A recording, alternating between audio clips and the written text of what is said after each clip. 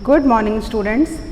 अब हम लोग एग्रीकल्चर का पार्ट वन स्टार्ट करते हैं, जिसकी यूनिट 1 है बच्चों कम्युनिकेशन स्किल।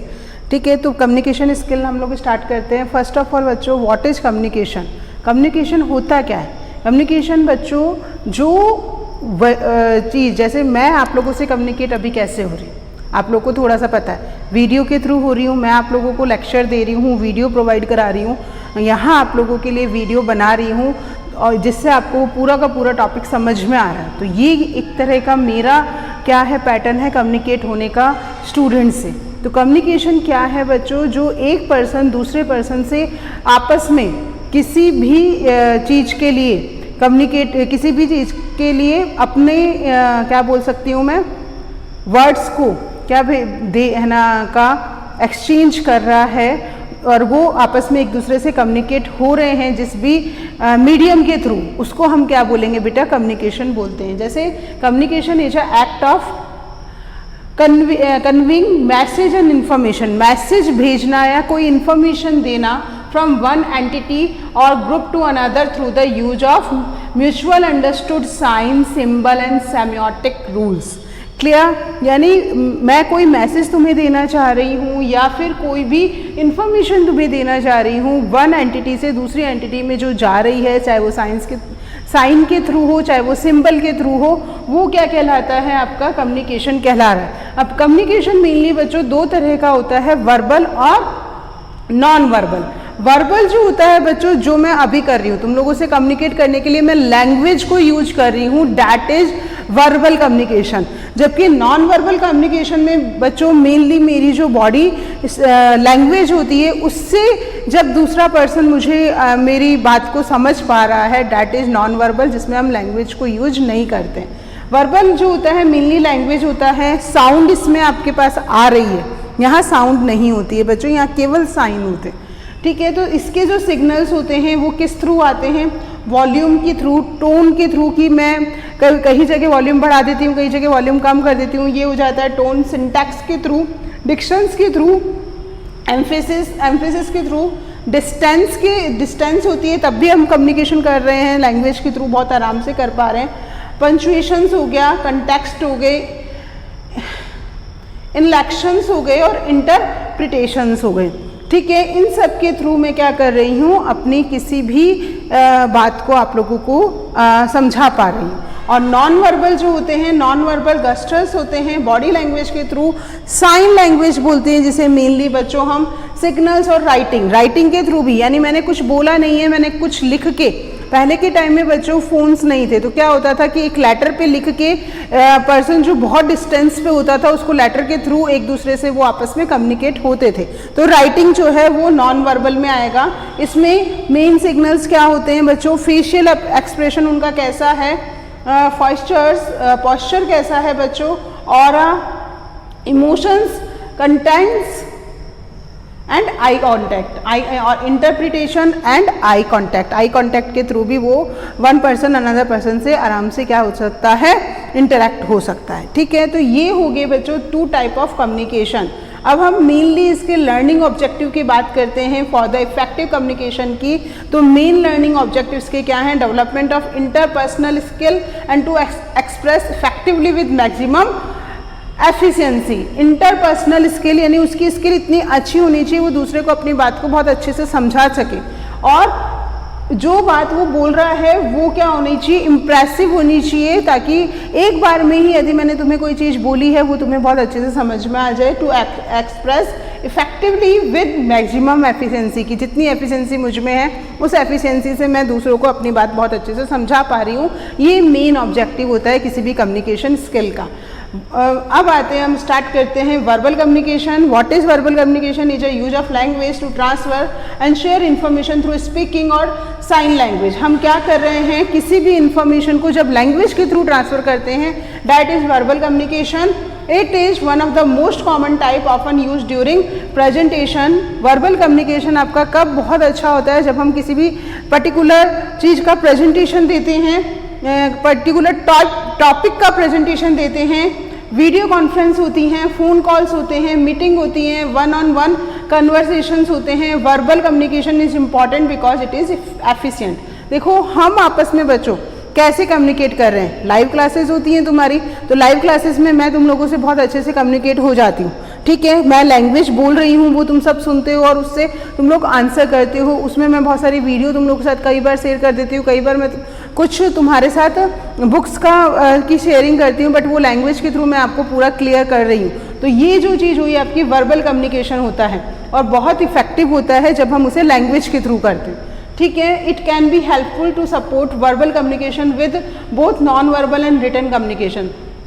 ये वर्बल कम्युनिकेशन जो होता है नॉन वर्बल कम्युनिकेशन या रिटन दोनों की तुलना में काफ़ी अच्छा होता है और उसमें भी ये हेल्प कर रहा है। Non verbal communication is use of body language, gestures, facial expression to convey information to other. It can be both intentional और unintentional, clear. Verbal non verbal जो होता है ये मैं पहले से बता चुकी, इसमें किसी तरह की लैंग्वेज की रिक्वायरमेंट नहीं होती है, केवल साइन सिंबल्स के through one person another person से क्या होता है, कम्युनिकेट होता है। Non verbal communication is helpful when trying to understand other thoughts and feeling. Non verbal communication हम तभी बहुत अच्छी होती है जब हम किसी दूसरे के थॉट्स और फीलिंग को बहुत अच्छे से समझ पाएँ। विजुअल कम्युनिकेशन नाम से समझ आ रहा है जब आप किसी भी चीज़ को देख के और कम्युनिकेट हो रहे हो, आमने सामने हम लोग बात कर रहे हैं एक दूसरे को देख के, ये होता है visual communication.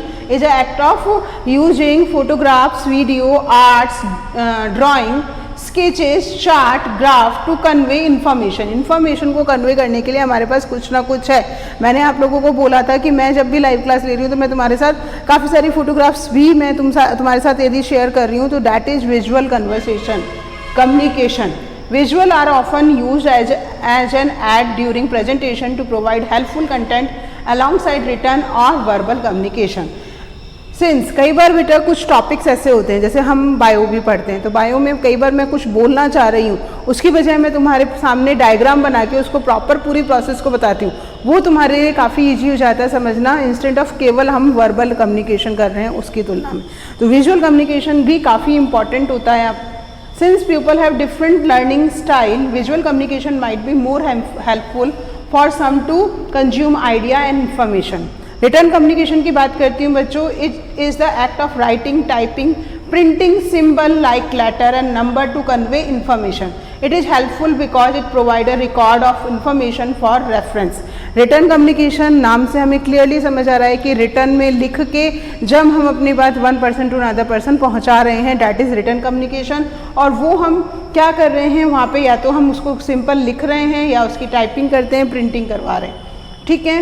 Writing is a commonly use to share information through book, pamphlets, blogs, letter, memos, emails, SMS and more. Email and chat are a common form of written communication in the workplace.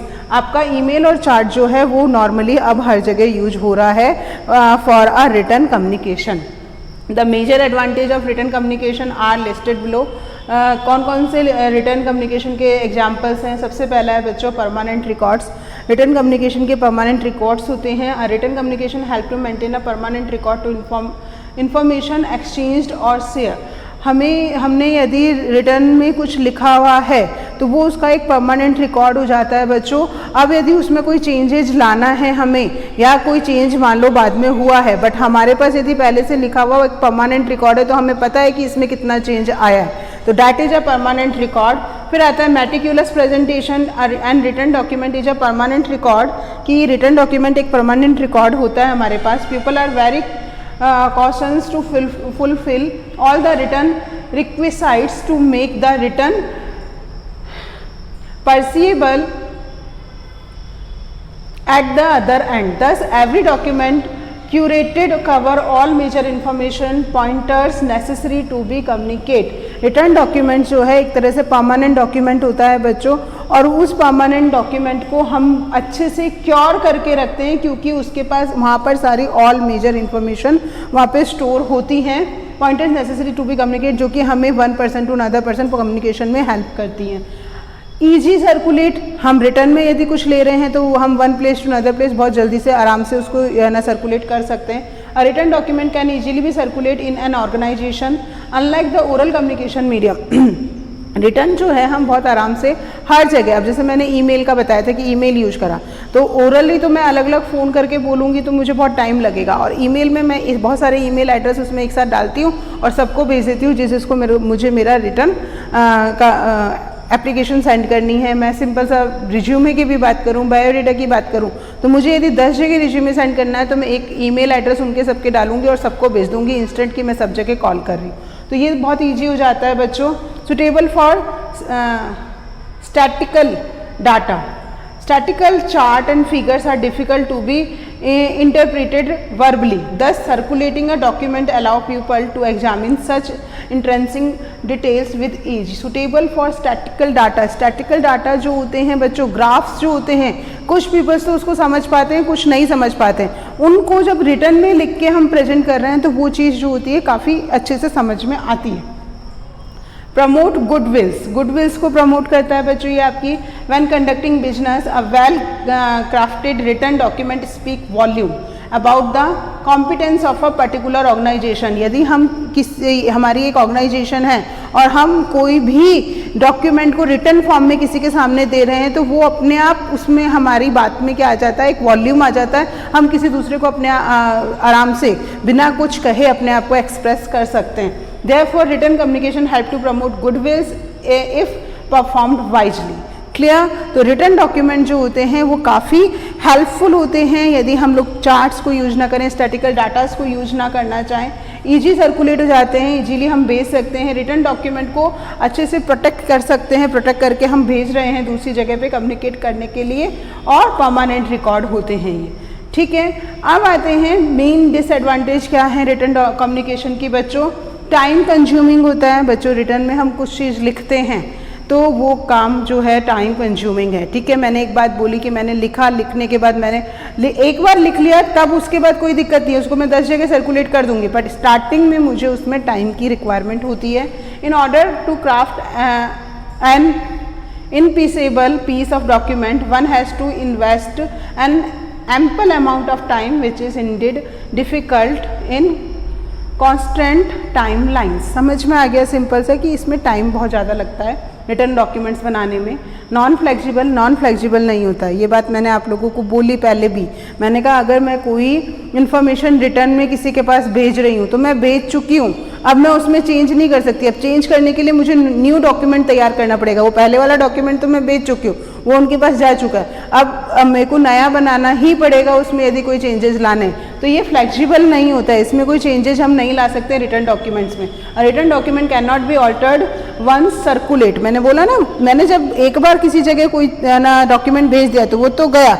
अब यदि मेरे को पता है कि मुझे इसमें कुछ चेंजेस करने चाहिए थे तो मुझे दूसरा ही डॉक्यूमेंट बना के भेजना पड़ेगा, वो डॉक्यूमेंट ऑलरेडी उन लोग के पास है। This mistake return communication non flexible as every written word is concrete and final, no scope for clarification। Clarification का स्कोप खत्म हो गया बच्चों। मैंने कोई गलती करी, मैंने पहले ही उसे डॉक्यूमेंट भेज दिया है वो, और उसमें गलतियां थी, तो अब मैं सही करके डॉक्यूमेंट भेजूं, ठीक है, मुझे उसमें टाइम लगेगा, जब तक मुझे पता चलेगा तब तक वो सारी चीज़ वो रीड कर चुका होगा और मैं उसका क्लैरिफिकेशन अच्छे से नहीं कर पाऊंगी। ठीक है, तो if the document is not curated, keeping the less information persons means set in check, and the details cannot be perceived by such people via the formulated written document. Demand critic proficiency in order to deliver the message adequately across the other, and one should have competence in the written sector। हमने कोई भी message को भेज दिया, return में हमने उसको भेज दिया है दूसरों को, अदर एंड तक हमने भेज दिया है, तो one should have competence in return sector. वो आपका कॉम्पिटेंस होता है रिटर्न सेक्टर में, उस पूरे के पूरे सेक्टर में आपने वो चीज़ भेजी है तो वो थोड़ा बहुत उससे आपका क्या करेंगे, आपको एक तरह से आइडेंटिफाई करेंगे कि इस तरह के मैसेज सेंड हुए हैं। तो डिमांड्स होनी स्टार्ट होती है, क्रिटिसिज्म होना स्टार्ट हो जाता है कि इसने पहले वो चीज़ वो वर्क किया और अब ये कर रहा है, तो दोनों में चेंजेस होने स्टार्ट हो जाते हैं, पता चल जाता है कि ये चीज़ हुई है। Probability of wrong interpretation, wrong information दूसरी जगह चलेगी, उनको ऐसा पता चला है कि जो हमने इन्फॉर्मेशन रिटर्न में सेंड कर दी है वो रॉन्ग है, तो हम उसको नहीं बता पा रहे हैं, अच्छे से नहीं बता पाएंगे। If there are complex word or difficult sentence including in the written document, one may interpret a wrong or no meaning out of it. कई बार हमने उसमें जो वर्ड्स हैं वो बहुत ज़्यादा टिपिकल वर्ड्स को यूज कर लिया है, तो हम उसको एक्सप्लेन नहीं कर पा रहे हैं अच्छे से। Thus in order to use written communication one should make use of easy language. हमेशा ध्यान रखो जब भी कोई भी डॉक्यूमेंट फॉर्म करना है तो हमें ईजी लैंग्वेज यूज करनी चाहिए, बहुत ज़्यादा टफ लैंग्वेज यूज नहीं करनी चाहिए, क्योंकि ठीक है हमने भेज दिया पर वो उस चीज़ को अच्छे से क्या नहीं पा रहे हैं, अंडरस्टैंड नहीं कर पा रहे हैं, एक्सप्लेन नहीं हो पा रहा है उन्हें, तो हमें हमेशा जब भी कोई डॉक्यूमेंट बनाना है वो ईजी लैंग्वेज में बनाना चाहिए। ठीक है, तो ये हुआ बच्चों आपका रिटर्न का मैंने आप लोगों को क्या बताई, एडवांटेज एंड डिसएडवांटेज। अब आते हैं बच्चों नेक्स्ट पे हम advantage of verbal communication skill. Verbal communication skill की क्या क्या एडवांटेज होता है। पहला, सेव टाइम। मैंने लैंग्वेज के थ्रू दूसरे से को अपनी बात समझा दी तो मेरा टाइम सेविंग हो जाता है बच्चों। The verbal form of communication give you this facility to quickly send intended message, thus saving time. Time save हो जाता है, it save you money as no printing और arranging of material is involve. इसमें आपकी money भी save होती है क्योंकि आपको किसी तरह की प्रिंट नहीं भेजना है, आपको कोई किसी तरह का मटेरियल को फॉर्म करके नहीं किसी को भेजना है। Feedback quickness. अब यदि मैं किसी से अपने लैंग्वेज के थ्रू बात कर रही हूँ तो मुझे उसी समय वो आंसर आ जाएगा। एक तो मैंने पहले अपना डॉक्यूमेंट सेंड किया, डॉक्यूमेंट सेंड करने के बाद जब वो पूरा डॉक्यूमेंट अच्छे से पढ़ लेंगे, पढ़ने के बाद फिर वो हमें आंसर करेंगे। बट जब मैं फ़ोन पे डायरेक्टली उनसे बात कर रही हूँ, कम्युनिकेट कर रही हूँ, वर्बल कम्युनिकेशन कर रही हूँ, तो मुझे क्विकली मुझे फीडबैक मिल जाते हैं, उसी समय मुझे आंसर मिल जाते हैं। The distinct advantage of verbal communication is the fact that the receiver can ask and clarify his doubt on the spot without any delay. अपने को उसी समय हमारे सारे क्लैरिफिकेशन मिल जाते हैं। मान लो तुम्हें कोई टॉपिक में प्रॉब्लम होती है और तुम लोग है ना कॉल करके अपने टीचर से पूछते हो तो उसी समय तुम्हें उस चीज़ का क्लैरिफिकेशन मिल जाता है इंस्टेंट। यदि आपने टाइप करके क्वेश्चन दिया तो टीचर को भी रीड करने में थोड़ा टाइम लगेगा, तो मे बी वो आंसर थोड़ा टाइम पीरियड बाद दें। The sender can get quick feedback so to whether his intended message is received intended message is received in its intended form। intended message receive होता है intended form में, और not and can clarify the receiver in case of any doubt। कोई भी doubt होता है बच्चों तो यदि हम लैंग्वेज को यूज कर रहे हैं, वर्बल कम्युनिकेशन को यूज कर रहे हैं, तो हम उसको उसी समय क्लैरिफाई कर लेते हैं। नेक्स्ट फोर्थ है इजी टू प्रिपरेशन भी ईजी होती है। Oral communication is the easiest way of communication as it does not require preparation of any material. हमें किसी भी तरह की प्रिपरेशन की रिक्वायरमेंट नहीं है, हम आराम से किसी से बात करके अपनी प्रॉब्लम को सॉल्व कर लेते हैं।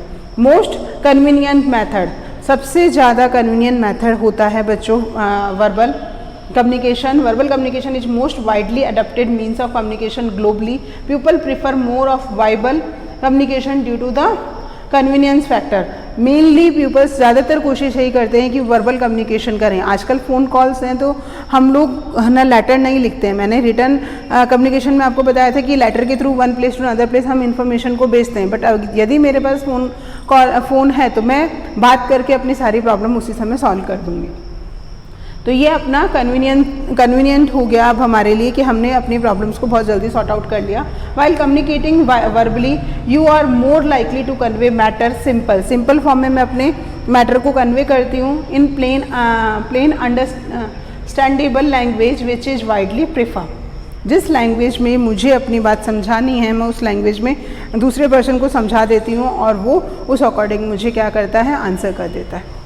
फिर आते हैं बच्चों डिसएडवांटेज क्या है वर्बल कम्युनिकेशन। डिसएडवांटेज क्या है बच्चों, chances of distortion in meaning. Chance of distortion का मतलब क्या है बच्चों, कई बार मैं कुछ बात दूसरे पर्सन को समझाना चाह रही हूँ और वो मेरी ही बात का गलत मतलब निकाल के कुछ भी गलत मतलब निकाल लेते हैं, जिससे क्या होता है बच्चों कि आगे फ्यूचर में प्रॉब्लम क्रिएट्स हो जाती हैं। Due to the presence of various barrier in effective communication it happen that intended meaning of the message, जो मैसेज मैं देना चाह रही हूँ, change for the intended person, दूसरे पर्सन के लिए वो चेंज हो जाता है, which cause a lot of problem in the future, जो फ्यूचर में काफ़ी सारी प्रॉब्लम क्रिएट करता है। Not convenient for long message. Long message के लिए कन्वीनियंट नहीं होता है बच्चों।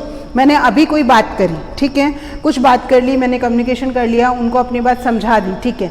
मान लो स्टिल रिटर्न में यदि मैंने कुछ दिया था तो उनके पास एक पेपर था जिस पेपर से वो बार बार उसको पढ़ के उनको ध्यान आ जा रहा था कि हमारी ये कम्युनिकेशन हुआ है। बट जब मैं वर्बली एक बार बात कर चुकी हूँ तो हो सकता है कि आगे वो उस चीज़ को भूल जाए और फिर मुझे दोबारा कम्युनिकेशन करना पड़े, तो वो ज़्यादा कन्वीनियंट नहीं होता है लॉन्ग मैसेज के लिए। It is not at all convenient to convey long message orally as it may happen that by the time of message is completed। एक चीज़ और बच्चों, मेरा कहने का मतलब ये लॉन्ग मैसेज का मतलब यहाँ पे मेनली ये क्या कहना चाह रहा है, लॉन्ग मैसेज का मतलब बहुत बड़ा मैसेज मुझे देना है, तो बहुत बड़े मैसेज के लिए ये चीज़ कन्वीनियंट नहीं होती है। The receiver may forgot the previously spoken important point, यानी मैं अलग ना पॉइंट टू पॉइंट कोई बात अपनी समझाना चाह रही हूँ, तो जब मैं फोर्थ पॉइंट पे हूँ वो वन पॉइंट को भूल जाते हैं कि हम लोगों ने पहले उन्हें क्या समझाया था। तो बड़े मैसेज जो होते हैं उनके लिए कन्वीनियंट नहीं होता है। Leading to a chance of ineffective communication, as a result the written format can be use. हम इस कंडीशन में रिटर्न फॉर्मेट को यूज करते हैं। इररिलेवेंट इन्फॉर्मेशन, इररिलेवेंट इन्फॉर्मेशन का मतलब क्या है, while having an important discussion, हमारे पास इंपॉर्टेंट डिस्कशन है, ठीक है, a lot of irrelevant information can creep in during a conversation leading to a waste of time and gap in the relevant information. देखो बच्चों, जब हम कम्युनिकेशन लैंग्वेज के थ्रू करते हैं तो कई बार क्या होता है कि हम आपस में जो उस टॉपिक से रिलेटेड बात नहीं होती है उसको भी कम्युनिकेट करते हैं और वो उस टॉपिक से रिलेटेड नहीं होती है, तो उससे क्या होता है बच्चों, टाइम वेस्ट होता है, गैप भी उसमें आ जाता है कम्युनिकेशन में जो हमें मेन मैसेज उनको देना है। This lead to unnecessary waste of time, जिससे टाइम वेस्ट होता है, and some time omitting or forgetting to conserve on what is really important. जब हम किसी को कोई इम्पॉर्टेंट मैसेज देना चाहते हैं, उस मैसेज को देने के साथ साथ हम उनसे उस मैसेज से अलग कुछ भी बात करनी स्टार्ट कर देते हैं, तो कई बार क्या होता है जो इम्पॉर्टेंट मैसेज हमें देना है वो इम्पॉर्टेंट मैसेज भी उन तक नहीं पहुंच पाता। Therefore it is always necessary to keep your communication process clear of any unwanted discussion that may lead to wastage of your precious time and energy। तो हमें कम्युनिकेशन के समय ये चीज़ क्लियरली ध्यान रखनी चाहिए कि हमें अनवांटेड डिस्कशन उस समय नहीं करने हैं, ताकि हम क्या करें, एक तो टाइम वेस्ट ना हो और हमारी एनर्जी वेस्ट ना हो। फिर आता है मिसअंडरस्टैंडिंग। कई बार क्या होता है, हम लैंग्वेज के थ्रू कोई कम्युनिकेशन करते हैं तो मिसअंडरस्टैंडिंग भी हो जाती है। Usually when two individual are having deep conservation, दो इंडिविजुअल के बीच में डीप कंजर्वेशन होता है, they can have some misunderstanding during the time. कई बार उनके बीच में मिसअंडरस्टैंडिंग आ जाती है। Some time subtle hint given or some words spoken with some intention get misinterpreted and a whole new different meaning come out of it। कई बार हम कोई बात बोल के समझा रहे हैं और क्या होता है कि किसी भी वर्ड का कोई गलत मीनिंग कोई निकाल लेता है, तो पूरी की पूरी जो बात होती है, जो पूरा का पूरा एक्सप्लेनेशन होता है, वो गलत बताना चाह रही हूँ, गलत रूट पे ही चला जाता है, जिसके कई अलग मीनिंग निकाल लेता है कोई दूसरा जना लैंग्वेज का, ठीक है। Thus it become crucial to know that what you have spoken और written have a crystal clear meaning. हमें ये चीज़ ध्यान रखनी है कि हमें किसी को कम्युनिकेट करना है तो एक जो एग्जैक्ट रीजन से हम उससे कम्युनिकेट हो रहे हैं उस पर्टिकुलर रीजन तक ही हमें रहना चाहिए, उसके आगे पीछे हमें कोई बात नहीं करनी चाहिए। With a no indirect hint that could make a conversation difficult, जिससे कन्वर्सेशन डिफिकल्ट ना हो, ठीक है। तो ये हुआ आपका बच्चों वर्बल कम्युनिकेशन के advantage.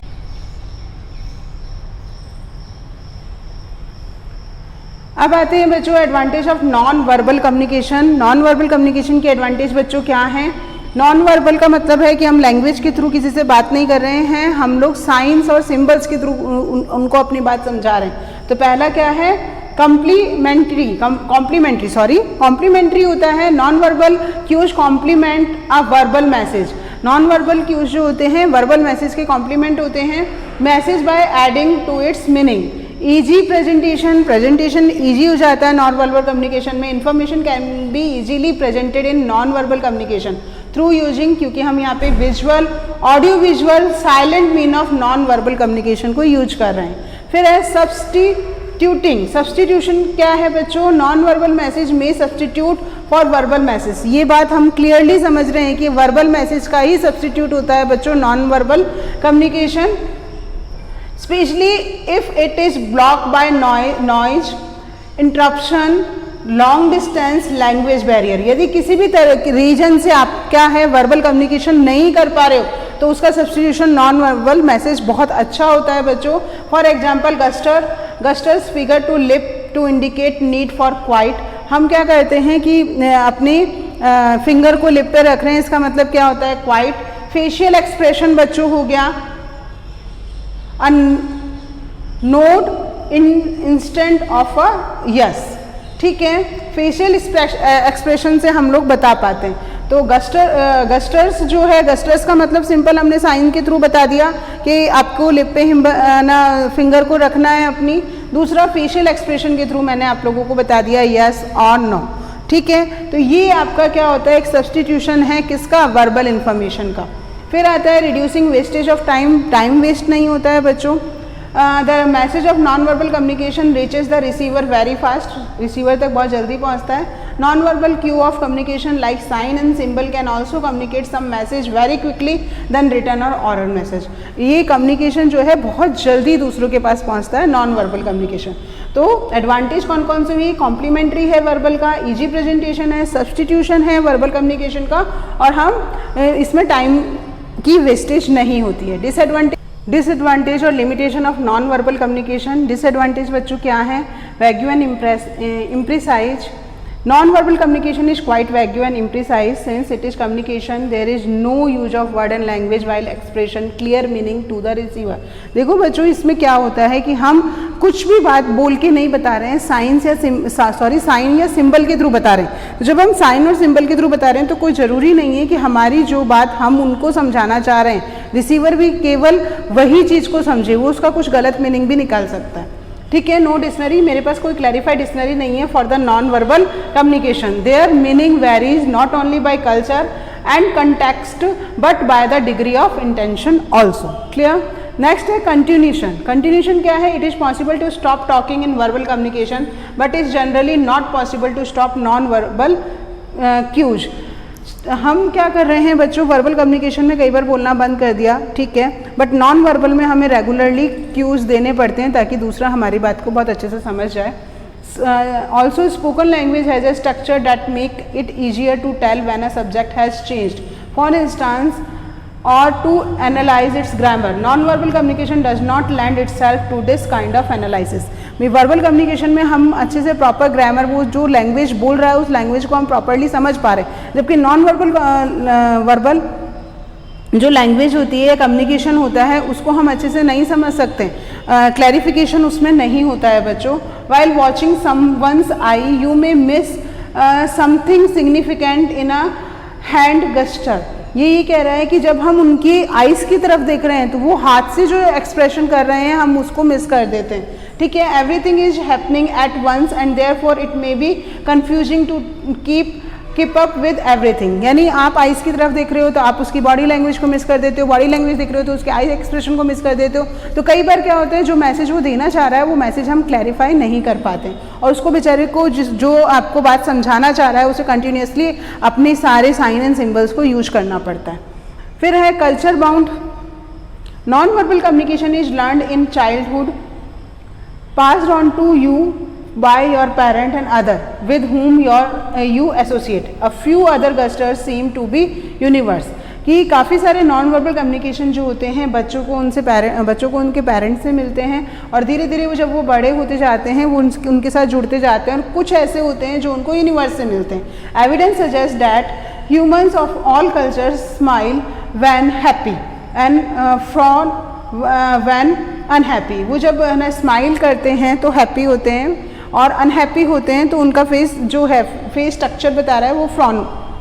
However, most non-verbal symbols seem to be even further disconnected from any essential meaning than verbal symbol, काफ़ी सारे जो नॉन वर्बल कम्युनिकेशन सिंबल्स हम देख रहे हैं वो डिसकनेक्टेड होते हैं, हम उनको नहीं समझ पाते हैं वर्बल कम्युनिकेशन की तुलना में। ठीक है, तो ये कल्चर बाउंड हो जाएगा कि भाई किसी एक पर्टिकुलर सिंबल के लिए पर्टिकुलर सिंबल एक पर्टिकुलर साइन के बारे में, एक लैंग्वेज के बारे में हमें बता रहा है।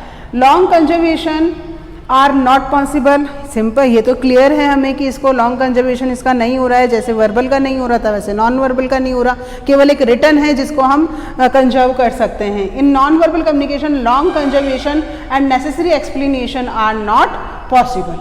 क्लियर?